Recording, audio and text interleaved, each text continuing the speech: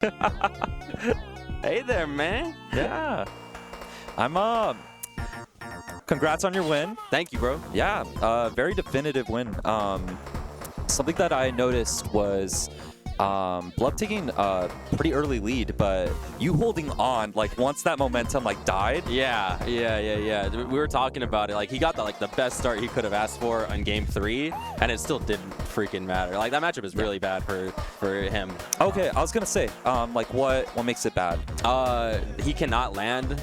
You know it's bad when he's like air dodging 10 feet above the stage. You know, just trying to like do something, anything to stop himself from landing. But just like any hit that like pops him in the air, he's staying in there for like another 40 to 60%. And then he doesn't have a throw like follow up that is not like read based. You could see that if I hold down and away on down throw, he gets like a forward tilt at most, but he can't get the up smash unless I don't react in time. Yeah. But yeah, that's like not to toot my own horn, but that's like kind of how like what people expected, I think, from today. I'm not the top player in SoCal that like drops random shit. You know?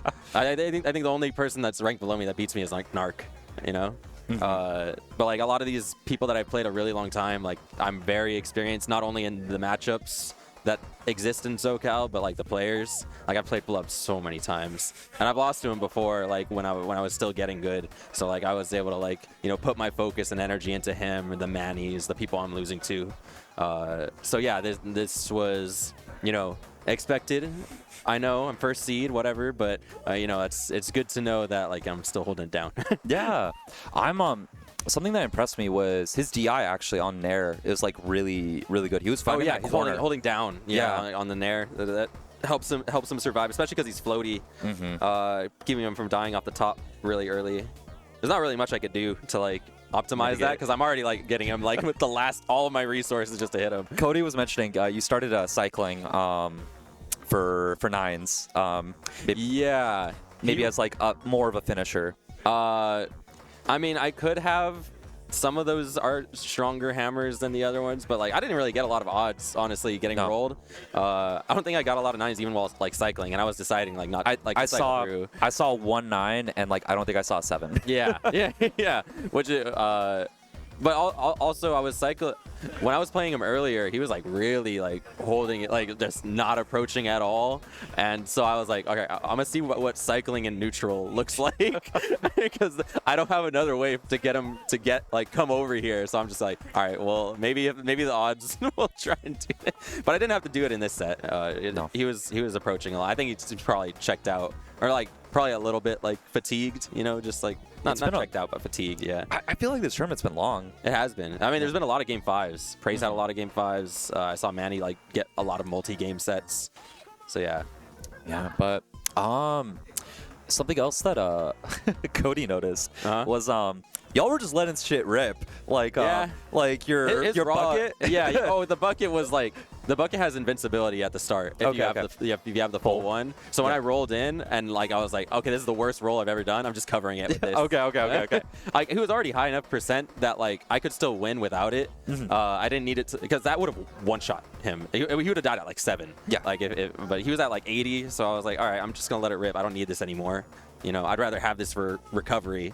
So as soon as I rolled in, I was just, yeah.